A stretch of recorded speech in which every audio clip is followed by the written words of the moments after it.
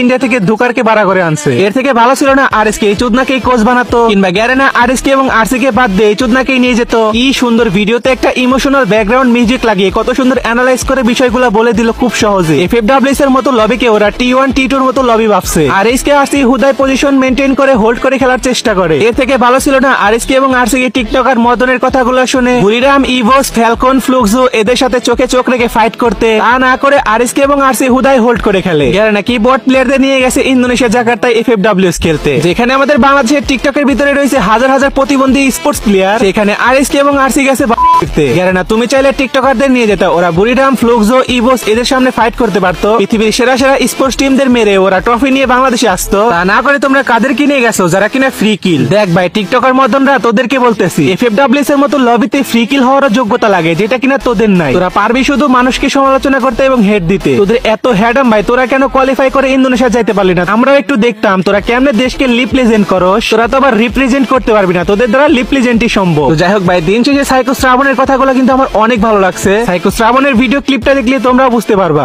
মানে ভাই আমি বুঝি না ভাই, বাংলাদেশের কন্টেন্ট ক্রিয়েটর যেমন সেম তাদের অডিয়েন্স টুর্নামেন্টের আগাগোড়া বুঝে না, জাস্ট একটা ভিডিও বানাইলে মনে করে তারা অনেক বড় ক্রিয়েটর। ম্যাচ শেষ হইতে না হইতে কিছু কিছু টিকটকার বলতেছে ভাই দেখো কালকে আমাদেরকে আরএসকে হতাশ করছে, আজকে রেড ক্লিপ। আরে ভাই এই টুর্নামেন্টের সবচেয়ে বড় বড় প্লেয়াররা খেলে থাকে, প্রত্যেকটা দেশের বেস্ট প্লেয়াররা এখানে আছে। তুমি মুখ দিয়ে যা বলবা তা হইব না। একটা টিকটকার বলে ভাই এখানে ভাই তারা ফাইট করে না, এক জায়গায় ক্যাম্পিং করে। ভাই পজিশন পয়েন্ট বুঝো, এটা যে সে লবি না, এখানে বিশ্বের সবচেয়ে বড় বড় প্লেয়ার তারা আছে। সরাসরি ফাইটের কথা তো বাদই দিলাম, এখানে থার্ড পার্টি করতে হলেও 100 বার ভাবতে হয়। আমরা বাংলাদেশি হয়ে আমাদের বাংলাদেশের টিমকে হেড দিতেছি, তাহলে ভাই বাইরের দেশের টিমগুলো আমাদেরকে কি দিবে? কালকে আরএসকে টপ 12তে হয়েছে, আজকে রেড ক্লিপ 11তে হয়েছে। ভাই এখানে কেন ভাই আমরা হেড দিব? ভাই আমরা তো সাপোর্ট করা উচিত। যেখানে ফ্রি ফায়ারটাই ব্যান করে দেওয়া হচ্ছে বাংলাদেশ সার্ভার থেকে, তারা এখানে যে রিপ্রেজেন্ট করতেছে এটাই তো অনেক। এখানে ভাই আমি হতাশ হওয়ার কিছুই দেখতেছি না, কারণ ভাই ম্যাচ তো এখনো শুরু, আরো তো অনেকগুলো ম্যাচ আছে। দেখো আমার কথা একটা লিখে রাখো, আজকে যারা আরএসকে রেড ক্লিপের নামে বদনাম করতেছে তারা একটা ম্যাচ ভালো খেলুক, দেখবে কি ওরা আব্বা বলে রাখতেছে।